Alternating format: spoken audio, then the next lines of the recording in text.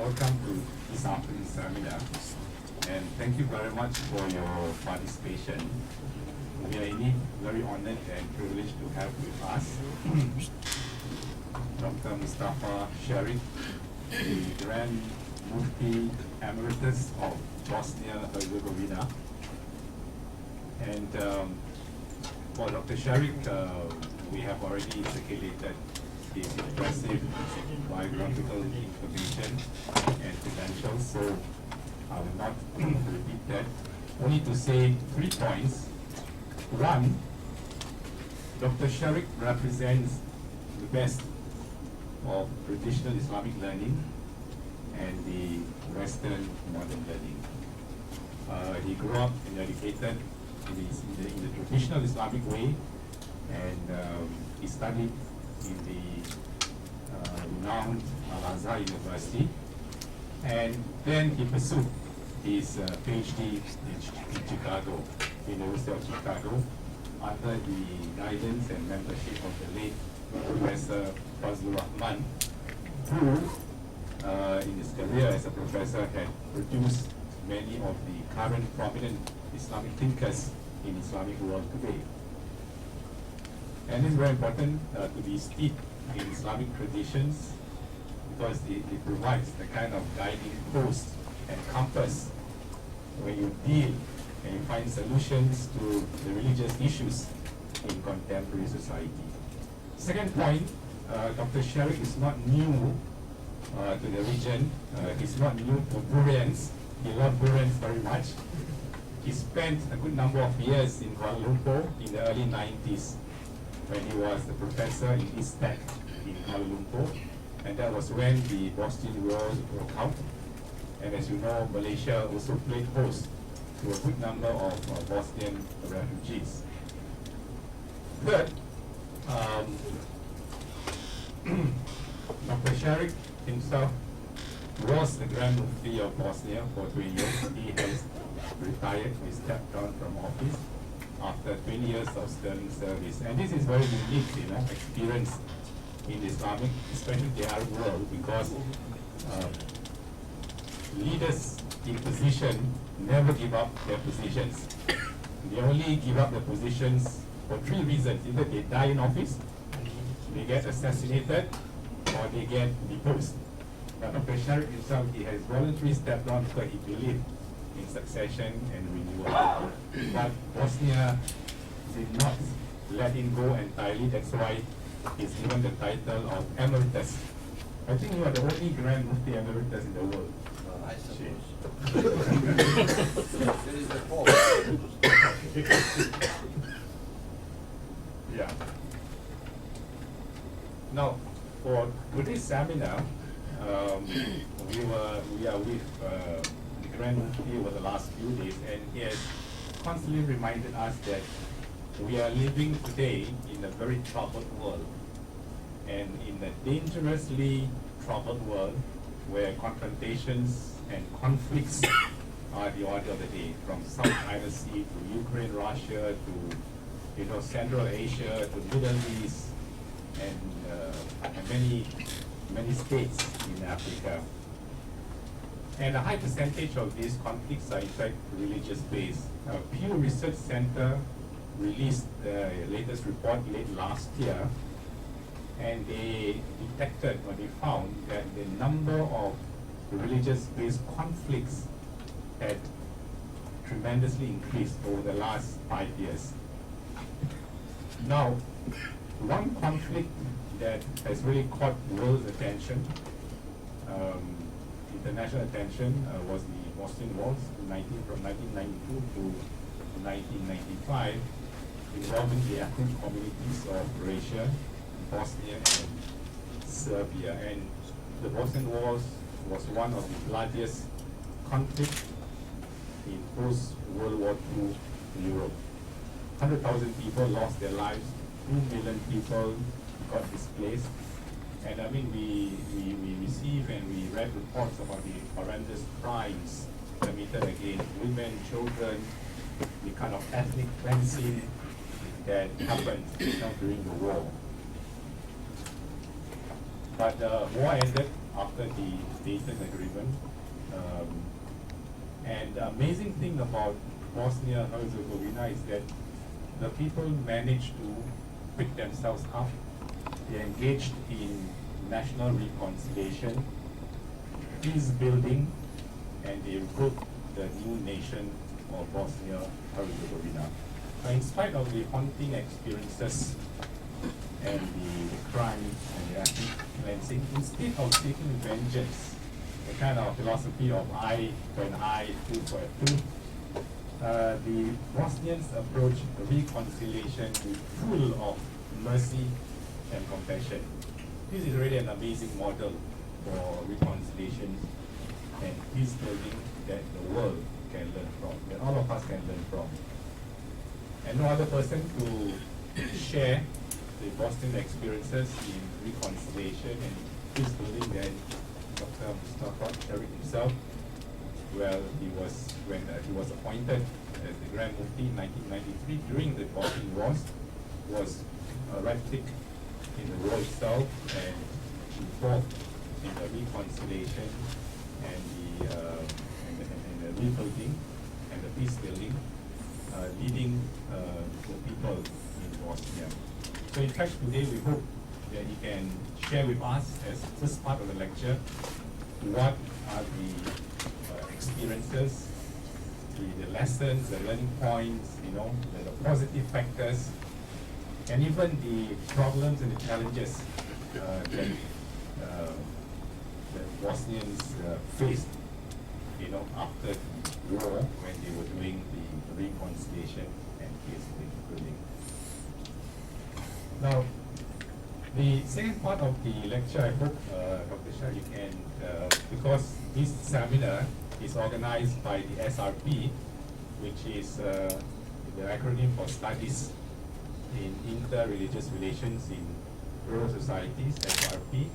In fact, one of the objectives of the SRP is to study various models of peace building.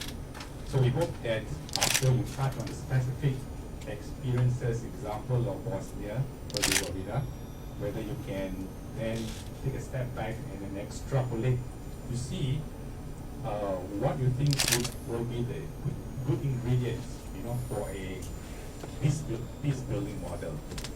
The philosophy, the principles, the values that we can apply and that the world can learn from. And this is very useful. And the third part of the lecture, I hope Dr. Ceric, is that many of the participants today are students who are doing international relations, international politics, or even international political economy. So perhaps we'd like you to also touch a little bit about the factor of religion in international relations and global politics. Because the religion can no longer be ignored. Can no longer be ignored when we talk about the relations between nations. It cannot be ignored when we talk about international politics and global affairs. The United Nations has tried very hard to ignore the religion, but they found that every time they discuss about some peace-making initiatives somewhere in the world, they have to take into account the factor of religion. So it can no longer be ignored. So I hope that Dr. Ceric can share with us along these 3 points for the lecture, and after that we can open the lecture for discussion. So without further ado, can I ask Dr. Ceric to address us, please? Thank you. Thank you, Alami, for this introduction, and thank you for coming on this late afternoon on, I guess today is Sunday, is it? Monday. It is almost Monday. So I'm confused a little bit because in Europe, I think they are still trying to wake up from the early morning. Thank you very much for coming, and I'm sure that you could do many other things. than to come and listen to the Grand Mufti Emeritus who used to do his job for 20 years. And I am coming from Bosnia. I hope you know where is Bosnia. It is in the continent of Europe. It is in the peninsula of Balkan. And it is in Southeast Asia region. It is at the Adriatic Sea. If you want to go to enjoy Adriatic Sea, please come. But come to the shore of Bosnia, not Croatia, because Croatia is alone. We have small piece you can come and enjoy. And it is located in the heart of the three main world civilizations based on Byzantine, Rome, and Istanbul. This is a small place that is bordered by 4 rivers, Drina, Una, Sava, and Neretva. If you like to fly in the sky, to come to our rivers, it's very nice. It is the land that is designated to be the part of 5th of the most ideal place to live on earth. It has enough water, enough rivers. Bosnia-Herzegovina exporting and exploring, and its water and producing electricity to the great Germany. So Germans are depending on our water and our electricity. I don't want to tell you that we are dependent on their Mercedes and Volkswagens and others. But there are some parts that are produced in Bosnia for Mercedes. So we are part of that. And also, if I want to tell you about Bosnia more, I will tell you that I love Bosnia as my land. I lived in Africa for 4 years. I lived in America. I lived in South Asia, in Kuala Lumpur for 2 years. And I love all these countries. But I love the most the country I was born in, which is Bosnia. So this is why I want to invite you, please, to visit. It is not only that Bosnia has all this what I said, and what you will hear more what we have. You know, we in Europe, from the time immemorial, were looking to the lights in the east, because the sun is rising still from the east.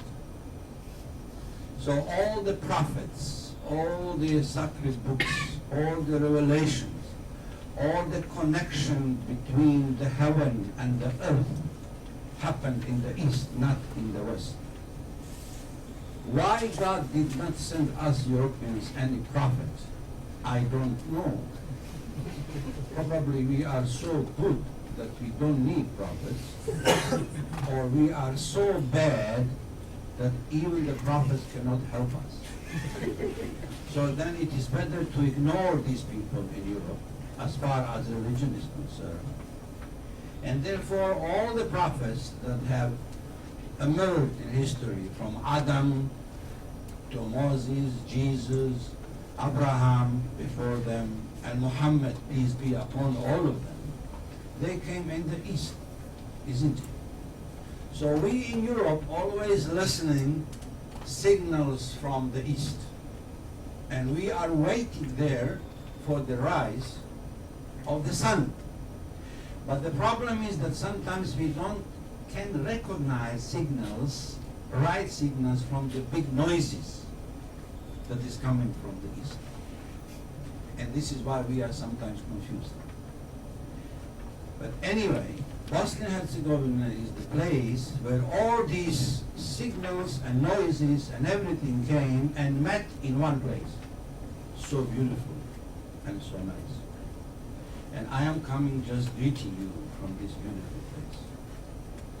Now, we were going to Hajj, pilgrimage in the east.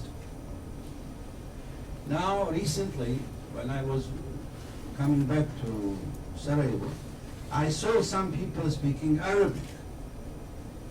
So I imagine that they are Muslims, because majority Arabs are Muslims.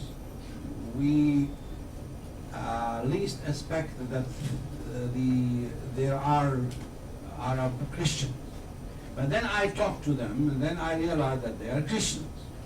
Then I asked them, where are you going?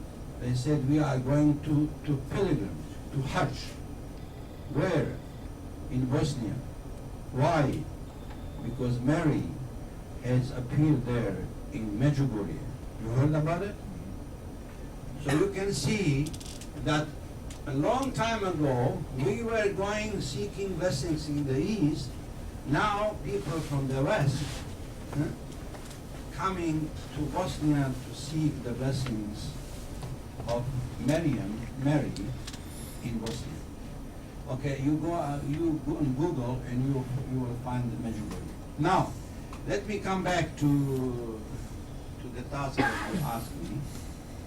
And because I'm not Mufti anymore, I allow that some people ask me to do something, because otherwise we Mufti don't accept that somebody orders us to do. We are the command. But since we are here, I accept it because I believe in what RSIS is doing. And this is why I came from Sarajevo, far away, on the request of this center to spend some time with you. Now let me then talk about lessons. Now, I have counted here about 25 lessons I hope to tell you. But then I realized I don't know whether you can remember all of them. So I reduced these lessons to few. So I hope you will learn some of it. The lesson number 1. In the beginning, it was the word. And this is how wars start, by words. So rhetoric, inflaming rhetoric, hatred,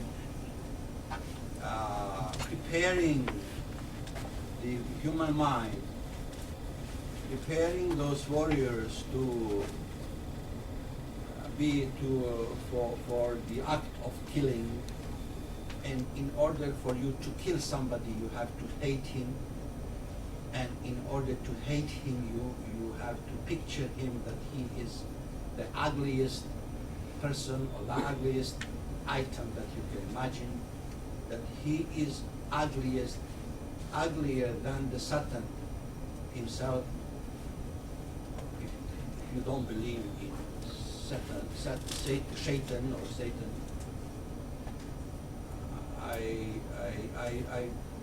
I don't blame you. But there are evils that are around us. So in order that you be capable to kill, otherwise humankind and human being is not instinctively evil to kill. You have to teach somebody to kill. And to teach him to kill, he has to reason for that. And the reason is that you are his enemy. And you are his enemy. He doesn't know why you are his enemy, but somehow you are told that he is your enemy. So the first lesson is that you have to be careful about the words. In the beginning, it was the word. The lesson 2. When you come in trouble and when you see the danger, that is coming, which we call war, and then you imagine that there are some people there who would protect you. The lesson that you have to know in your life, that no one cares about you. That your problem is only your problem. And to delegate your problem to somebody, you are basically giving up your ownership or something that is yours. So, if you have a problem, don't delegate it to others.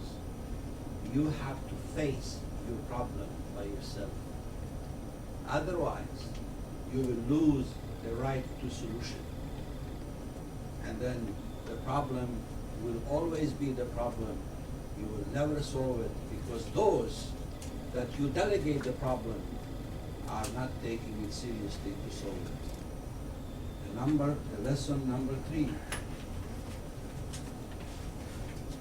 What happened in Bosnia-Herzegovina is basically continuation of the Second World War. It was the issue of the Second World were not settled down by the end of the war. And in order for you to get this, what I want to say, and I suppose you are history students, you like philosophy, you like all things stuff. I hope you are history readers, provided that you don't have Facebook, you don't have Twitter, you don't have all this, you don't look at your internet, you read books. Who reads books? No one. Okay. Now, in case I read recently part of some of it, and then I found there something that I want to share with you. But please, if you anything remember from this lecture, I would like you to remember this one. We had 2 epochal wars in the history of mankind: the First World War and the Second World War. You have so many analyses and the reasons and causes and all this why the First World War started. But I want to share with you that the First World War started because the old system of feudalism, of felds, or the owners of the land of the lords, and the owners of the land of the kings and princes were owning the people and the land. This old system was collapsing and could not stand anymore. So, besides all the other reasons that you can count for this First World War, I think this old system came to an end. And the First World War replaced these so-called universal states. At that time, they were Ottoman Empire as a universal state that combined all different nationalities. There was their Christendom, symbolized in Habsburg dynasty, as you know. So these 2 forces, or 2 superpowers at the time in Europe and Mediterranean and so on. And in order for you to understand what I am pointing out, I just want to remind you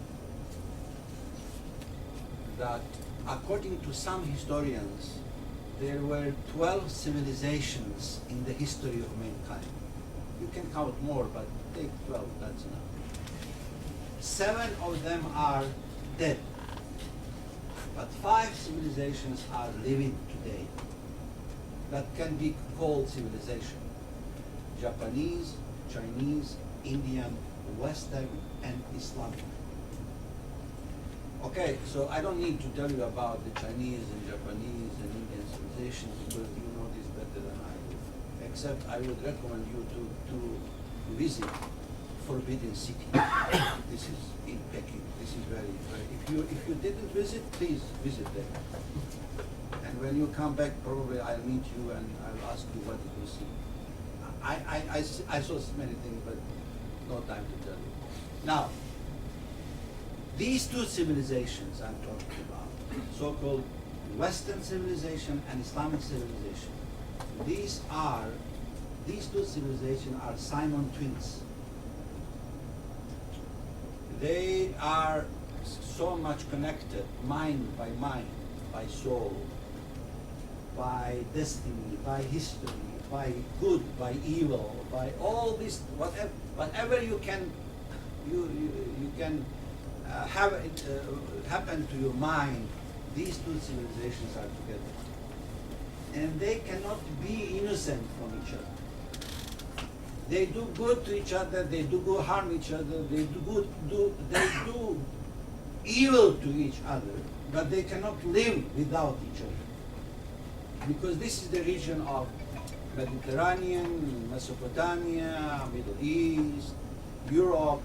You know, when you go to Europe in the museums, what will you see? Any European production of the museum relics? It's all what is there from Europe, from Asia, from Africa, from Egypt, and so on. But this is human civilization.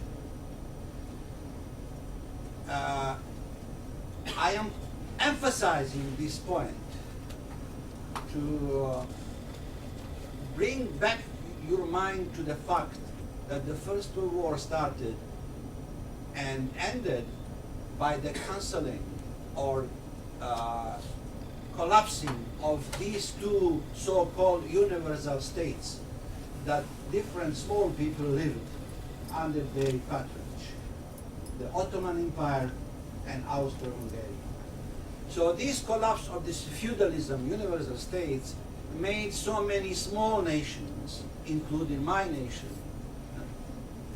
are helpless and without care and in a chaos.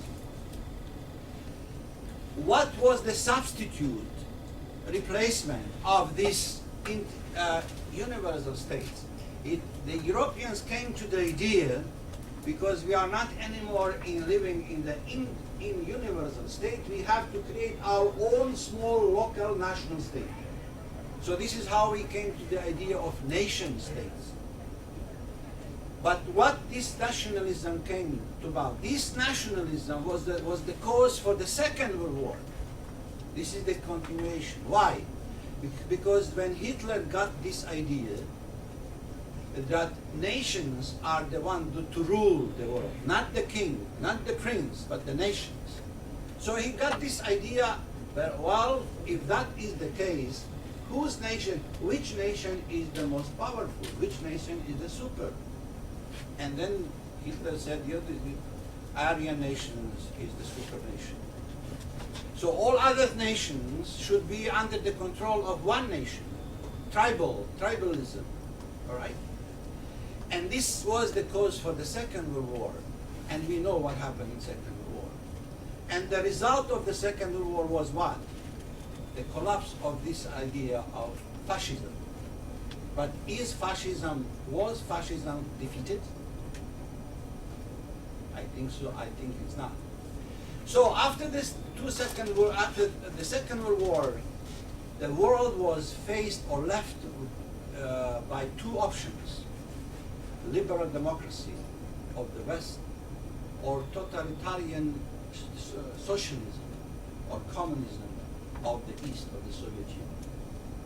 These two forces competed, and it is known like a Cold War. And finally, in 1991, the agreement in Paris ended basically the First World War and Second World War, even formally. The collateral damage of that forces was my country, Bosnia. Because all that forces that were reading history again were coming to say, all right, we didn't settle everything from the First World War. You know that the cause for the First World War started in Sarajevo in July 1914, which is the centennial of this year. And then the Austro-Hungarian proclaimed the war against the Serbian state, and then Serbs asked help from the Russians, and Russians came, and then Germans get involved and others and everything. Now, the third lesson, it's longer, this is what I'm talking about. If you read the philosophy, I just want to suggest you, don't believe in Hegel. I would recommend you that you believe in Kant. You know why? Because Hegel thought after the experience of Bismarck, who united the Germans by force into Prussia, you know that. Hegel thought that the war is the legitimate tool for the establishment of the sovereignty of the state.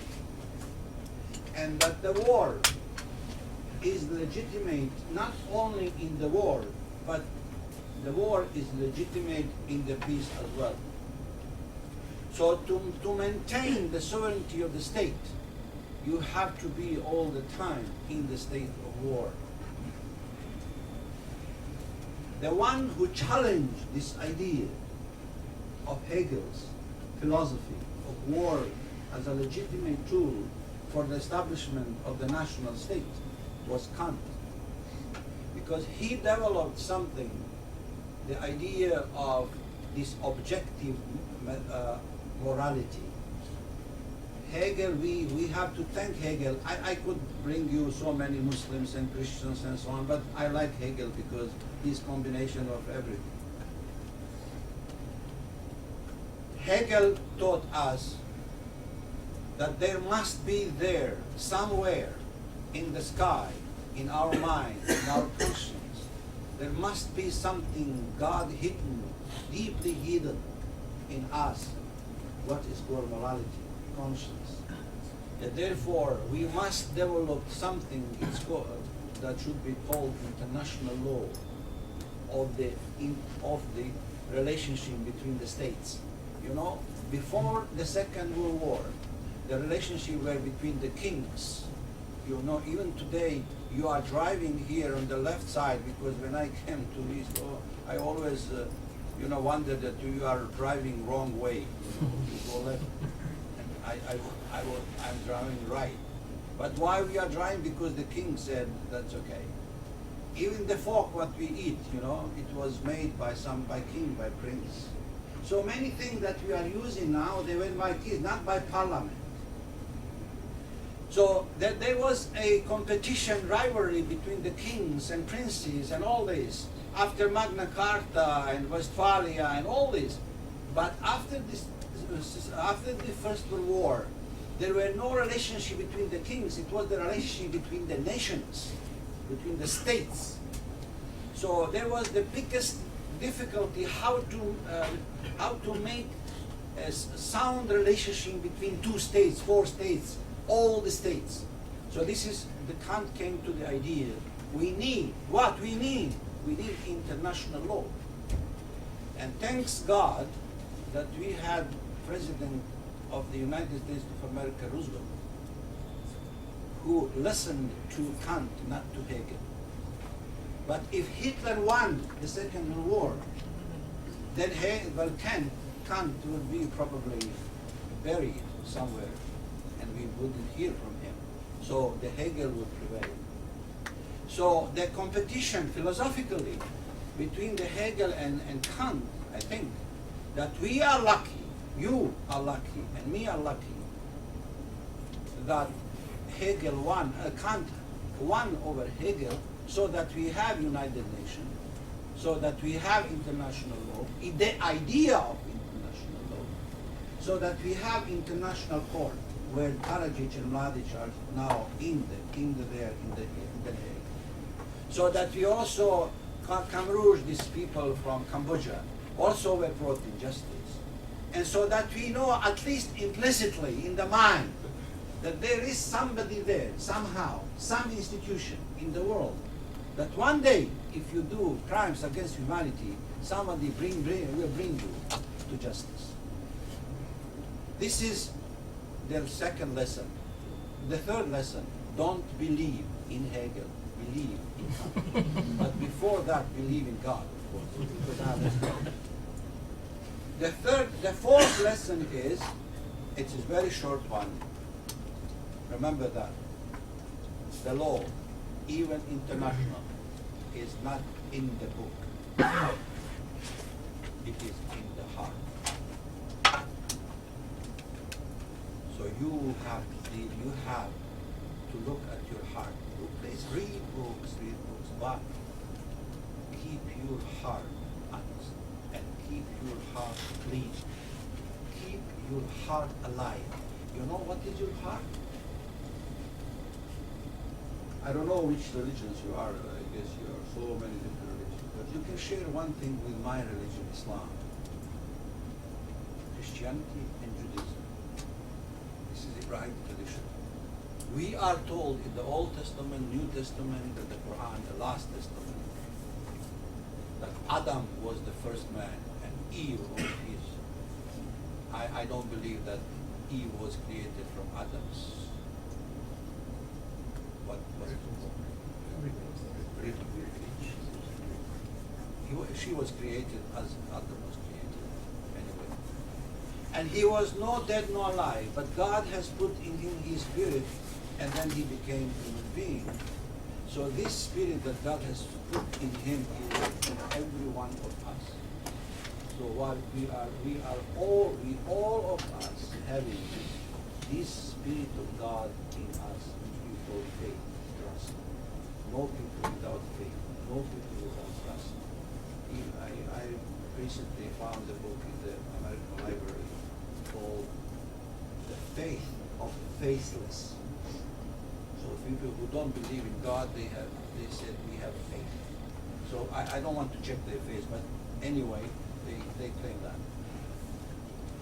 So remember that your heart, your mind, this is the light, and this is the Spirit of God that is in you. And try to keep it. Don't pollute it. Don't corrupt it. Please keep that light in you, God's light and Spirit in you, to be connected with God all the time. The fifth lesson. Okay, I am now skipping all these lessons because it's a short. Because I have only 2 lessons to do. The fifth lesson is that after conflict, after war, after genocide, after all what you have witnessed, after blood, after 200,000 people have been killed in Bosnia, only 11,000 people have been killed in the city of Sarajevo, 1,000 children of them. I don't know whether you've seen on CNN and BBC on the 6th of April, a few years ago, one artist is called Haris Bashovic. He made 11,000 red chairs in the main street of Sarajevo to represent each and every person of the city of Sarajevo that will be seen for 4 years. And that was the river of blood when you see the picture. So this is the city of Sarajevo. After all of this, I had one American friend. I don't want to tell you his name. And he came for me, to me to ask me to have a reconciliation and to have interreligious council and to talk to, well, I wouldn't describe them by any name, but those who were holding us 4 years in siege without water, electricity, 4 winters. You know, winters in Sarajevo and Europe are very severe. It's more severe than Chicago. I live in Chicago, so I know. And then I would refuse. I would tell them, no, I don't want. I cannot speak them. I cannot see them. I cannot talk to them. You must remember that. Then he was patient very much. And then he asked me patience. So then I prayed to to Almighty God almost every night. May Almighty God, give me patience, but immediately. I cannot wait. So, in the end, he persuaded me. He was very, I think, persistent in that I could not refuse, even though I didn't like him. I wouldn't say I hated him. But later on,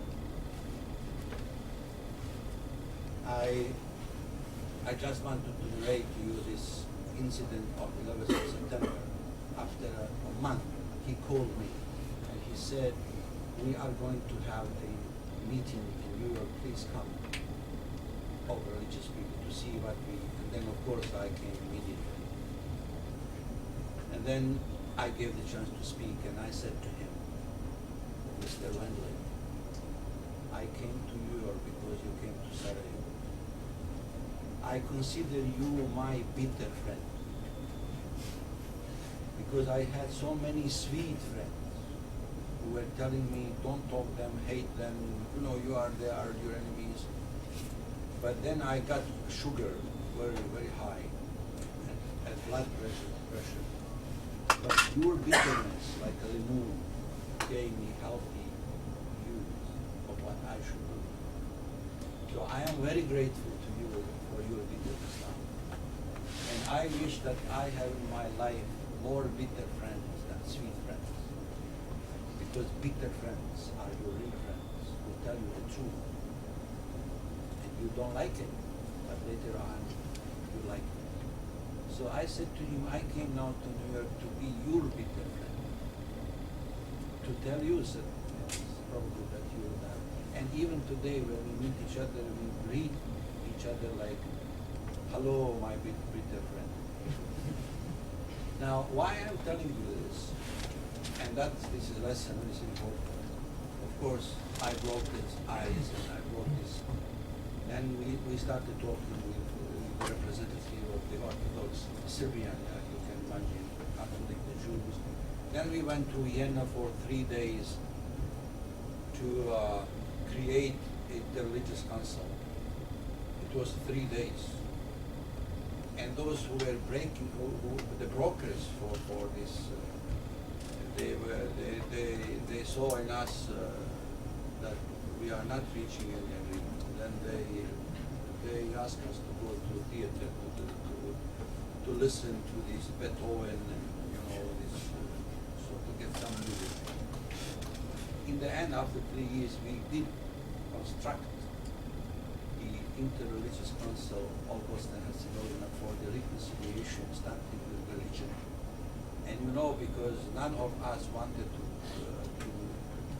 concede to the other, the president of that first Interreligious Council of Bosnia-Herzegovina for the reconciliation was the Jewish representative of the Jewish community in Sarajevo, because he was the smallest.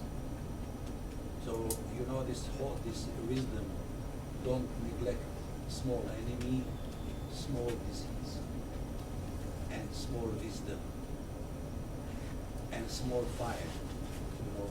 The small fire become don't neglect small fire, small enemy, small disease, and small wisdom. So the Jewish community, which is very small, this small wisdom made us to create interreligious council. And this religious council was a great deal and made a great contribution for the reconciliation. And finally, this is the 6th lesson, and I will stop here. The magic word of reconciliation. What is reconciliation? Do you know? There is no definition of reconciliation. I almost every day have to reconcile with my wife, with my children, with my neighbor, with my staff manager who is always after me saying, you forgot that, you forgot this. So you have to reconcile. I mean, this is a small scale of reconciliation. But when we come to the reconciliation, especially in Europe, I don't know whether you visit America or I lived 5 years in Chicago, and I don't know how you are in the East, in Asia. I think you can be counted very good. But we Europeans should learn 2 things from Americans. One, in the beginning, it was a word I told you. One, to say thank you, and the second is to say sorry. We Europeans don't know how to say these 2 things. We don't know how to say thank you for what you have done, good, and we have difficulty to say to others, sorry, forgive me, and the reconciliation. But fortunately, if you look now at the European Union with 25 members, I think that this is holding as such because of the concept of reconciliation. The European finally found a way to forge and to come together, but this European Union is based on this word, reconciliation. I don't want to go back to whether now, when you open the discussion about reconciliation, then always the magic word is who will start first? You know, the one who will say the first magical word sorry. That's the most difficult. Once you have this one first, then everything is easy. But to open that closed heart, you know, that stone, that hardened heart, is the most difficult. Even the stones can be broken, but sometimes human heart is even harder than the stone. You can open it.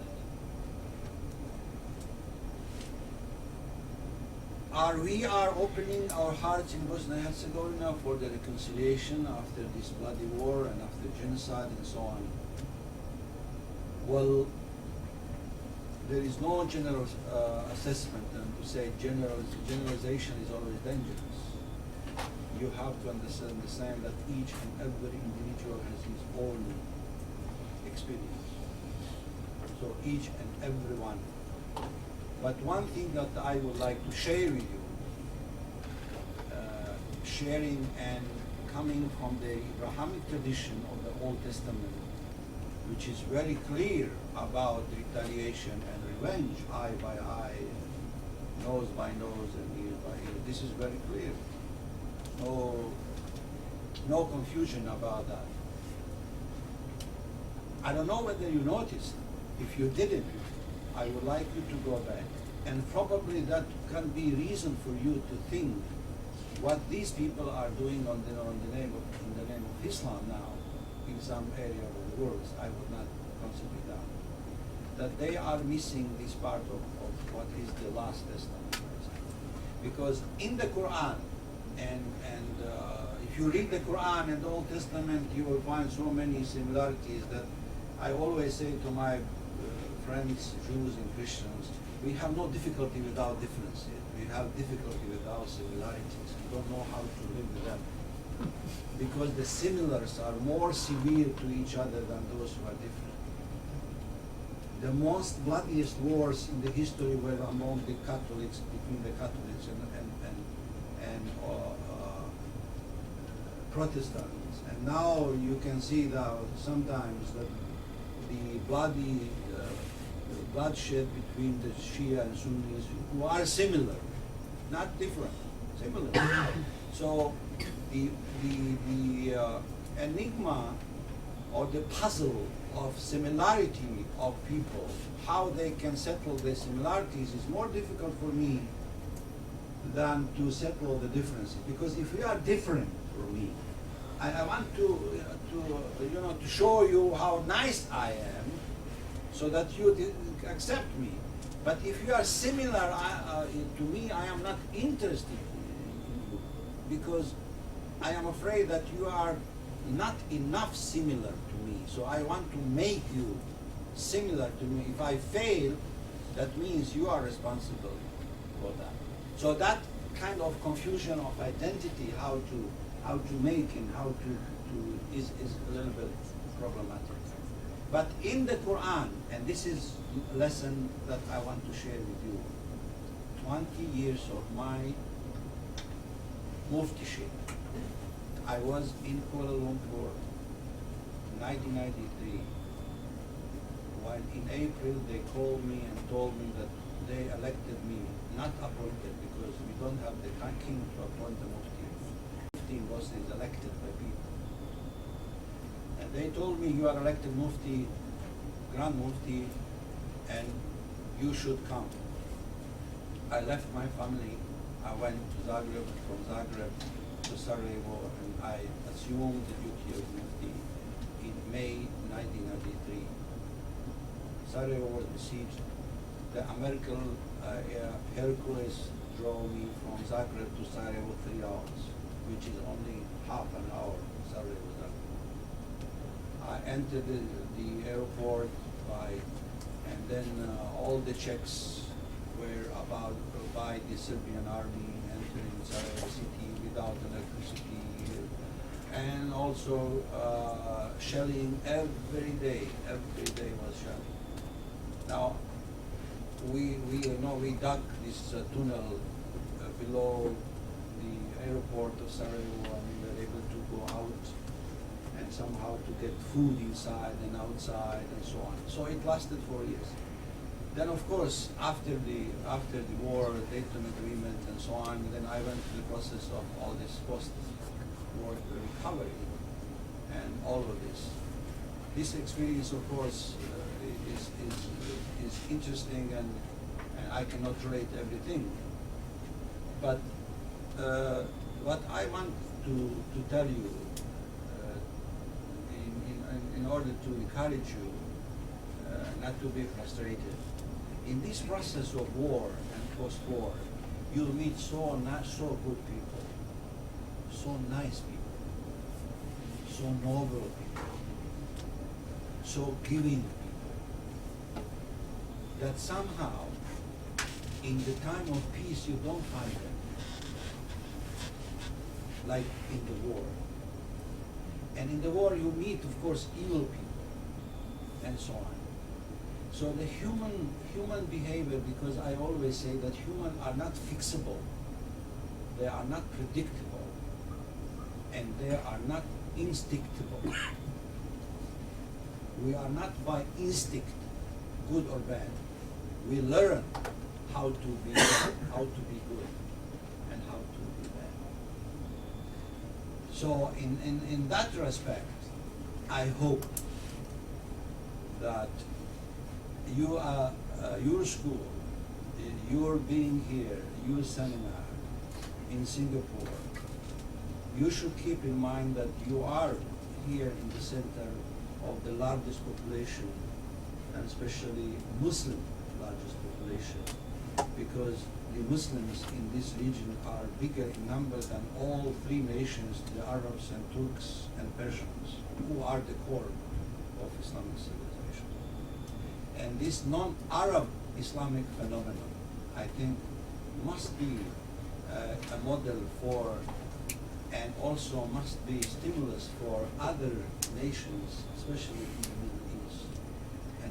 And because I belong to non-Arab Muslims, without any implication of that Arabs and non-Arabs are different, but I'm saying our experience as being non-Arab, not knowing Arabic as our native language, so we have to learn the basics, text in Arabic and so on.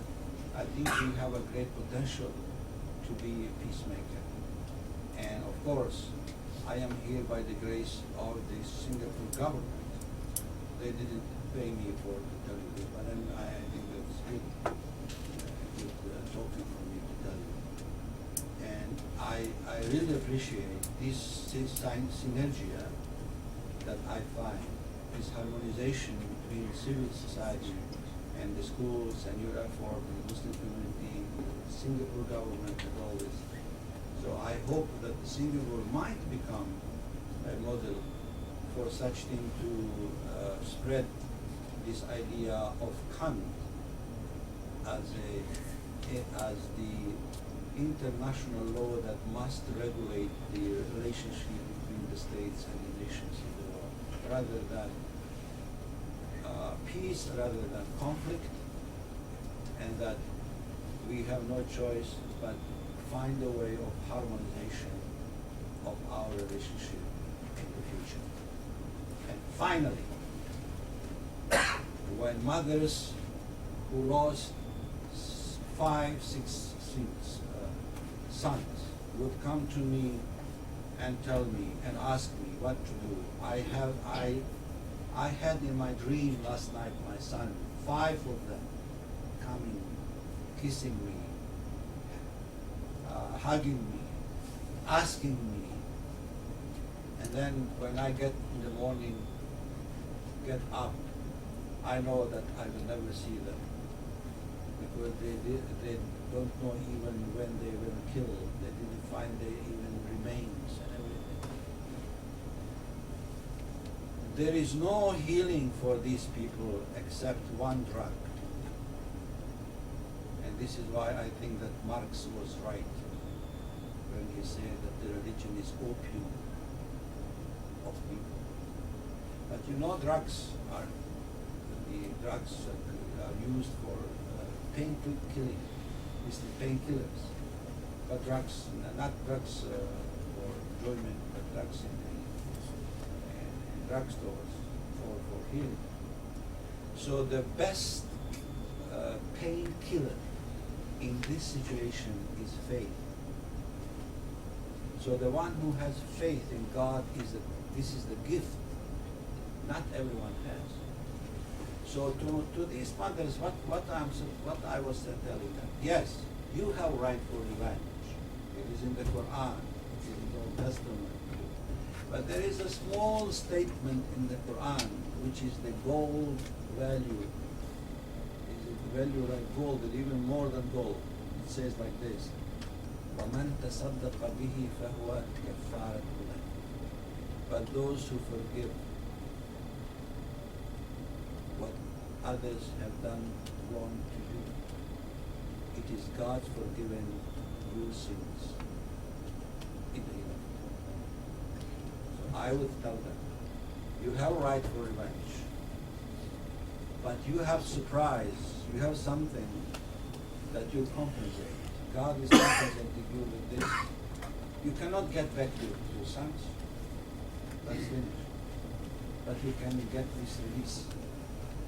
But yes, you forgive, but don't forget.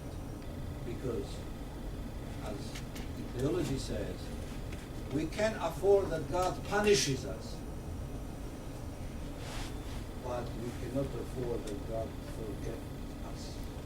So also, we somehow can afford that people do injustice sometimes to us, but we cannot afford that we accept the untruth. So even if you do some injustice to me, tell me that I know that you did wrong against me, and I will forgive you. But don't ask me to accept untruth about my pain, because my pain is so deep. It can be less if you reconcile me and tell me I'm sorry and ask forgiveness, and I forgive you, but I will not forget. So I will always remember you in Singapore, and I will not forget you for your patience and listening. So thank you very much.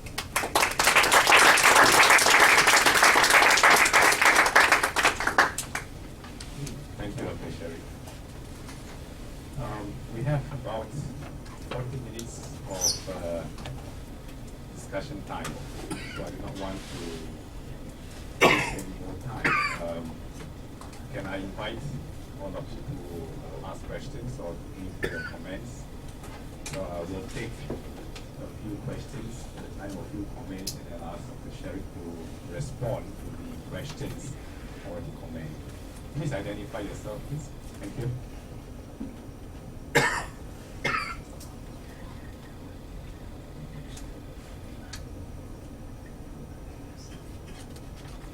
Yes, please. Should I use the mic? Oh, I think. Can I stand up? Yeah. Grand Mufti, thank you for the talk. That was valuable and very enlightening. My question, turning our sights back to the Middle East, is seeing the level of chaos and the level of violence right now. The question I think has to be is, how do you even start the process of reconciliation? What is that piece of advice that you have for those policymakers that are struggling with this right now? To even start getting some people to the table. How do you bring an organization like ISIS to reconcile with the Western Muslim world? Is that even possible? Thank you. Any other questions or comments? Yes, please. A comment. Not that I monitor the public media very intensively, but I don't see a whole lot of spoken disapproval against all this killing that's going on by ISIS. Was I wrong? Or maybe I was not reading the right, media. But I don't come across that many, even though like so many people have been killed, by methods that are maybe medieval, and but there's not a whole lot of disapproval. Is my perception right? Why is that then, if my perception is right? Yes. I think that reconciliation doesn't necessarily have to start beginning during a conflict, or is it something that can only really take place after the conflict is ended?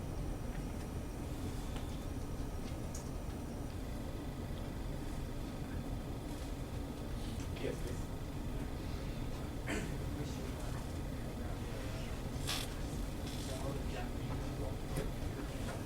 Sorry, can't hear you. Sorry.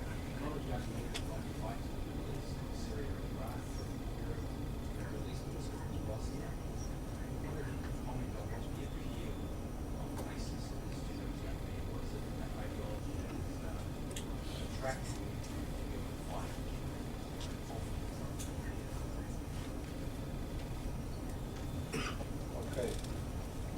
I think that there is magic word for where to start from, or what I think where the mistake was made. I lived in Amman last 2 years. I left Amman just 2 months. So I was close to see the question of refugees, Syrian refugees, and of course had chance to speak with many people who are, Jordanians and Palestinians. And my driver was Palestinian who was expelled from Haifa, 48. His family there, so you listen every day. He lives, and then I was able to go, this Dead Sea, and then you have the hill when you go up, and you can see the light of the Ramallah and all this. So this kind of conflict, I'm bringing Palestine not in order to bring the whole issue, because the last 70 or years, all Arab dictators were justifying the dictatorship because of Palestine, and as you know that. But I believe that the Arab Spring that came out was not taken seriously by the West, in my opinion. And there was a lot of miscalculation about it. I think that people thought that this is a kind of freedom or a reading of from these dictators who were there and so on. There is truth to that, of course. But the magic word here is negligence of the problems of the Middle East in the post-Arab Spring. I think that the information, or put it professionally, intelligence, didn't do good work for what was happening and who are the forces behind the Arab Spring. The predictions were very short-sighted, and the information on the ground were not accurate, and so on. So I would compare what is happening now in the Middle East regarding this emergence of ISIS, Islamic State. It is the result of the negligence similar to that in Afghanistan. You know, in Afghanistan there were mujahideen, there were support, and when Soviet Union was kicked out from Afghanistan, then these people were left alone. And so then they started fight among themselves who is the right. I believe that there was a miscalculation of this domino effect that was started from Tunisia, then Yemen was not connected to Tunisia very much. Yemen has its own problem. But then it started with Libya. And you know Gaddafi, he was the only one who said that Zain al-Abidin was right and you did wrong for deposing him. And then no one thought that Egypt will come to that stage, because everyone was saying, well, we are different. So then it happened that they are not different. I believe that this miscalculation and misjudgment of what was happening, and not realizing that Egypt is the key in the Middle East, whatever you do. And I believe that not to talk about Iraq, where we have the destruction of infrastructure. You destroy the army, you destroy basically this matrix of the society, basically. And then you created the chaos. And in the chaos, the forces are fighting each other. And they are aligning according to certain ideologies. You cannot fight without ideology. So suddenly we now hearing about Shia Sunni, which was never heard before in Iraqi context in such a way. Then you have the interference. So I would say this magical word that it was neglected, the problem in the Middle East. They thought that somehow this is similar what happened in Bosnia, this negligence. Then in the post Soviet collapsing in Afghanistan, again negligence. And then I would say the second magic word that I would ascribe to this would be that the nations and the states on the ground in the Middle East, they are proxies of all kinds of forces from outside. So you don't have the people who are very proud of their nation, of their land, but basically they are divided by different proxies from outside, and each master of his proxy is fighting the other master over there. That we don't see it here. So the Huntington idea of clash of civilizations, I don't think that it is in working fully, but we are more and more starting to realize that after all, Huntington was not totally wrong. So now, leave that phenomenon of the Middle East and go to Ukraine. So what's happening after the Soviet Union collapse? What is happening in Ukraine? Somebody would say that there are some people in Ukraine who fight for the patriot, who like for the homeland, and there are Russians who are coming who they want to take over the land and so on. No, I think at the core of the conflict in Ukraine is the religious problem of the Catholics and Orthodox, besides all other things that we have. So I think we should be aware, and you as students here, I think you should some read and try to see behind the mountains, if you like. Somebody has to see something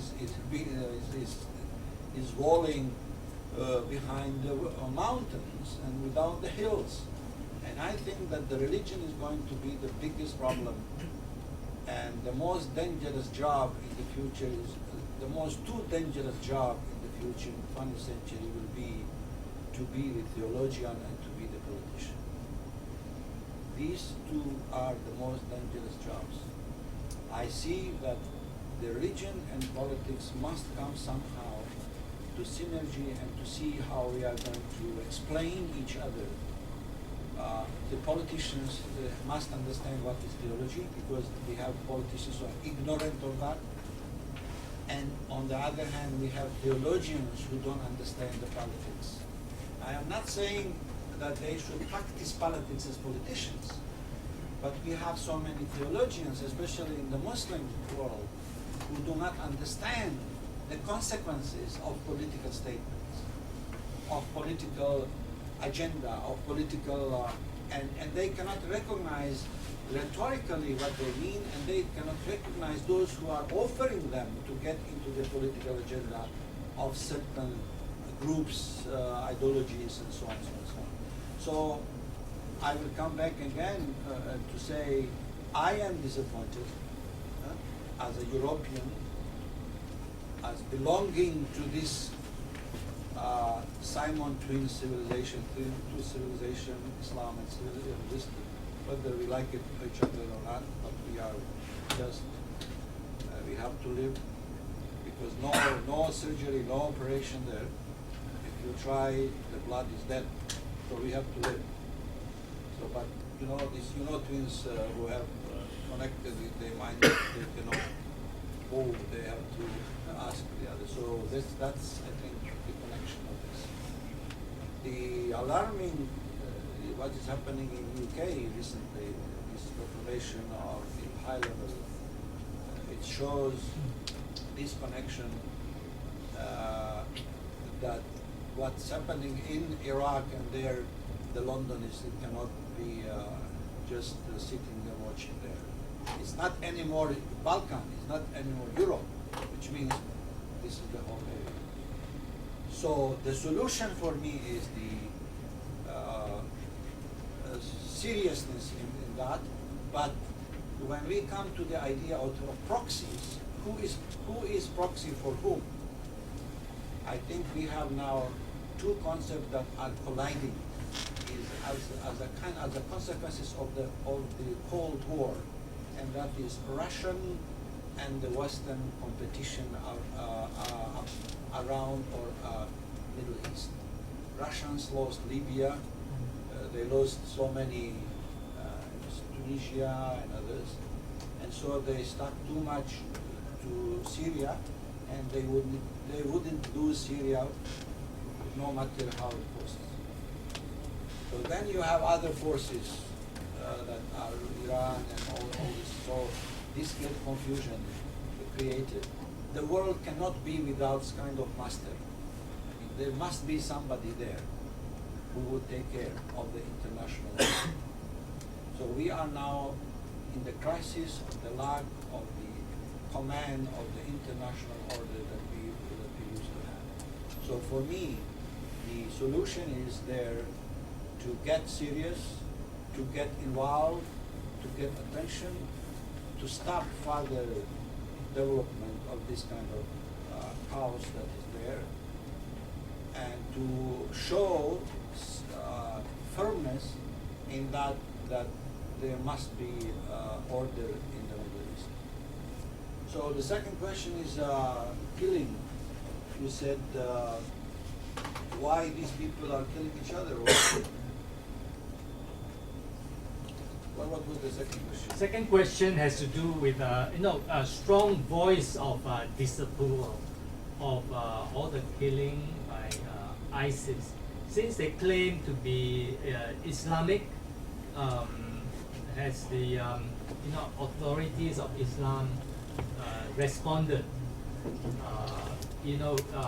One way or another. I understand now.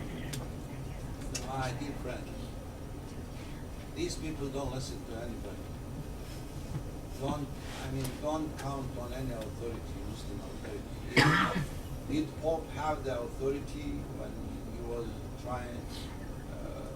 trying to stop somewhere the Christians like they were? No. I think first of all the Muslims don't have authority, the unique global authority. We have so many muftis, so many different voices. Muslim world is not monolithic, it is very diverse. Has so many options, theologians and so on. This generalization of the Islam and Muslims, and I think we talked yesterday, I think, in the session of our interreligious dialogue. I don't know how much I can emphasize and how I can advise the media and the politicians that they should not use attribute Islam to these people. I mean, this is exactly what they want to hear. If you give them this attribute Islamic, so they become representative of 1,600,000,000 people. But they are not Muslims. You cannot use them. They are just kamikaze type people that are doing certain things on their own, and no one can. And then I found myself in the position to defend what they are doing in the sense of denying what they do without any effect of that. And those who are not Muslims, I will urge them not to get into this game that these people want us to do, claiming that they are fighting and defending Islam. I mean, they are defending themselves by Islam. I mean, this is I repeated so many times. Those who claim that they defend Islam, they are basically using Islam to defend themselves. This is the only cover that they have. Which other cover they can find? No other cover. So that's distinguishing these two things is very important in order to not to put me and my daughter in Sarajevo to feel guilty because somebody has done wrong in claiming my religion. I said, and I will repeat, Ceric, who is now in the court for the genocide, he was doing this in the name of Jesus. He was doing this in the name of Orthodox religion. Openly, it is recorded, everything. So we don't say about him that this is a Christian terrorism. You know, in America, when this Timothy, I don't know his name, when he killed how many children in the school, he said that Jesus told him to do this. And Jesus has nothing to do with this. And then we Muslims find difficulty. Whenever Muslims do something, then the people accuse the Prophet Muhammad or the Quran or whatever. But when Jews and Christians Jews do something, no one blames Moses. I think what happened in Gaza these days, no one is claiming that this is Moses is responsible for that. Or what Christians doing in a crusade. This is not Jesus' responsibility. They are individuals, their names, and therefore we should treat these people by their names, and there is only individual guilt. There is no collective guilt. So I don't feel guilty. I don't feel responsible for what they are doing. They should be responsible, and they should be brought to justice for their doing crimes against humanity. This is it, and no further discussion about that. So yes, how you start reconciliation, right? I remember always there was a question. They say you cannot start this because you don't have trust. So you have to build trust and then start negotiations. But then how you are going to start trust if you don't start to reconcile? So this is the question of egg and chicken. You know, what is the first? What you start first? You start having, but if you have trust with them, then let's say no problem. I think to get out from this circle of what is the first, there is no formula and recipe to do so. I think each conflict, each problem depends on the mentality of the people, of the causes of. I visited in Nigeria for 5 years together with Prince Ghazi. We visited the villages of the Christians and Muslims. We met them on the spot. I witnessed the dispute between them on a real dispute. I mean, it's not troll, just. And the argument that they had is who came first to the land. Because some tribes came 200 years before, and the other tribes came maybe 10 years before them. So that's the problem. Who possessed the land? Now, in that, this is in Nigeria. You know, Boko Haram. You heard about Boko Haram. I don't know whether anyone knows exactly what is Boko Haram, but everyone speaks about Boko Haram. And Boko means education, and Haram means the haram or forbidden Western education. This is what is translated in the media. But then we went some centers of evangelical churches where you have these missionaries who are working in the heart of this capital city of Nigeria, where you have, it is of something like 100 meters, the great mosque and the great church. They are just in short space there. So we visited both of them. So there is communication on the official level between them. Of course, Boko Haram they claim that these missionaries are not teaching children physics and mathematics, but they're teaching them Christianity and so on. And then this argument is endless. Who started first, and who is doing what and why and so on. So each conflict, if you are preparing yourself for conflict resolutions, and I would advise you to do that because you are going to have a big job and you will never lose your job. To be expert for problems, conflict solutions, you have to start learning all sides. I remember foreign minister of Israel. I had with him dinner a long time ago in Germany, and he was very much, I would say, moderate of those who wanted peace with Yasser Arafat. So first time he made me aware of this, how to start.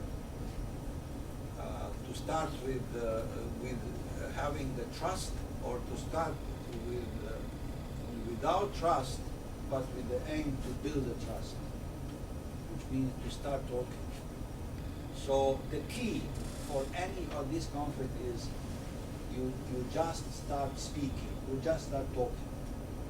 The talking with your enemy or the other side will result in something. And finally, why these people are associated, allying with ICC? Well, I sometimes ask myself why people are going to watch Manchester United and City what Bosnia-Herzegovina is playing in Manchester City. Is one of the best striker. You know that Jiu-Jitsu. And I sometimes I don't understand why they are so much fun of it and they are just shouting and this is very good because they don't harm anybody. So, you know, they are enjoying themselves. So I think that regarding this kind of, I don't want to make it simplified. This is very serious matter. This is the question of death and life. So it's not, but you know that the fans of the football, they sometimes kill each other whoever they finish. You cannot explain why they are doing this. I mean, and now I think that we are faced here with something which is very psychological. There is a difference between belonging and believing. So ISIS succeeded, in my opinion, somehow to make these people to belong to them. And even they don't know why they are belonging and they don't believe probably what they say. But they simply belong to this kind of resistance of you know, against this world, against you know, because if you read some books, especially those who served the government, for example, in the West, he served all his life very good, very nice. So when he finishes his job, he doesn't know what to do with himself. Then he writes all the bad about the government which he served. The corruption and all this. But when he was in this corruption, that was okay. So when he is not anymore there, now he is writing about all this corruption. So you see, these people, when they are reading these books, they are not reading it as a tool for analysis of something. They are reading to mobilize them, and they say, you see, this is the world what we live, and who is controlling the world, the master. This is. So this indoctrination that is going on in the name of Islam, believe me, I mean, you can trust me, I spent my whole life studying Islam and teaching and preaching, and I don't know what will happen with me. I hope God will tell me go to heaven. But you know this story between the driver and the priest when they were before heaven and the hell. So the taxi driver was told you go through heaven, but the priest was told to go to hell. So the priest obviously was complaining to God, you know, why you are putting me into the hell? I was preaching all my life for you. And this taxi driver, I know him very well. He was driving people crazy on the street, you know, he was very reckless. So the voice came and said, yes, you're right. While you have been preaching, people have been sleeping. But when this taxi driver was driving people crazy on the street, everyone was praying for salvation. So this is, I hope that you did not sleep for a while. And all these issues that are before us, we have a great challenge. One of the challenges is, of course, this ICC. And as a Muslim, I am very concerned, I am very sad, I am very bad. I have hard time to explain to my daughter what is happening, let alone to you. Because my daughter wants to know who is she, what, how to distinguish these things. See? And I have two grandchildren. One is Ahmed, he is going first class today. He's very excited to go to school. And I am very excited to hear him from Bosnia telling me, and he's asking, Dad, Grandpa, where are you? I said, I'm in the school international in Singapore. So he said, I am school too. So we are both in school today. So, and my other grandchild, his name is Ahmed, he's 4 years. So I really worry about what future will be there in Bosnia-Herzegovina. I hope that they will not go to the genocide that I survived. But genocide is over. We have to rise from ashes. And please pray for me. I am the candidate for the presidency of the Bosnia-Herzegovina. The most my job was the most dangerous job to be a Mufti. Now I have to combine the other most dangerous job is politics. You know what Martin Luther King said? It is nice to be comfortable, to live in comfort when the controversies are there. But the only great people are those who get into the midst of the conflicts. So I am listening to Martin Luther King. Thank you very much.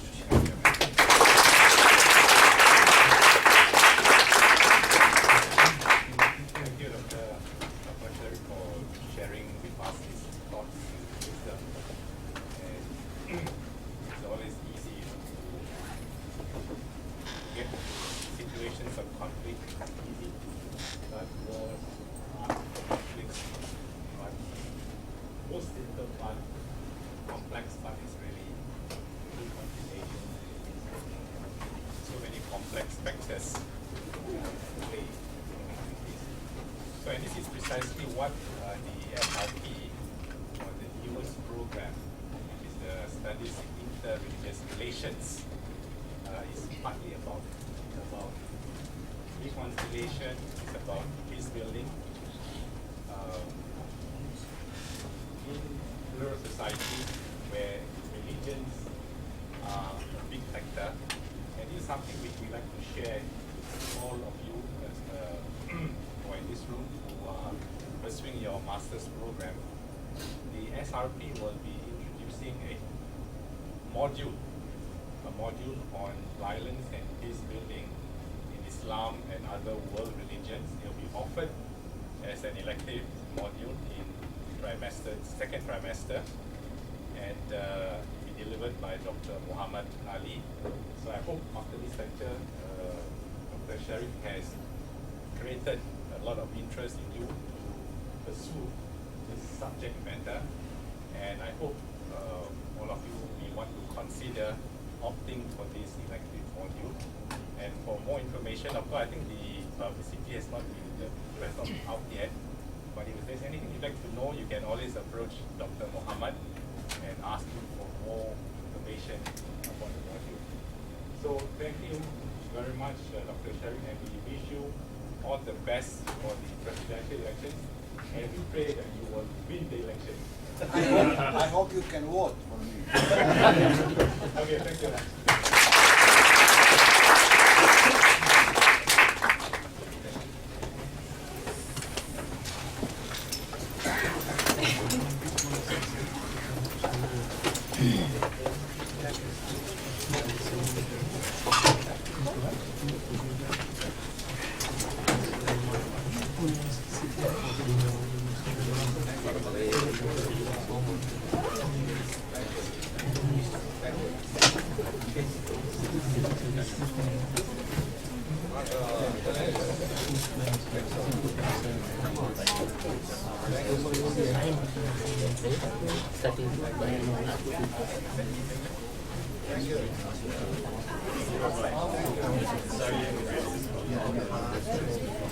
Yes. Thank you. Yes, of course.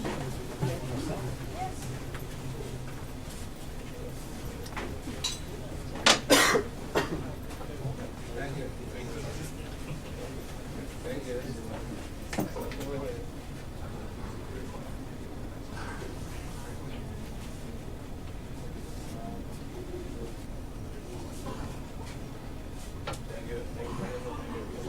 Yes. Thank you very much. Yes.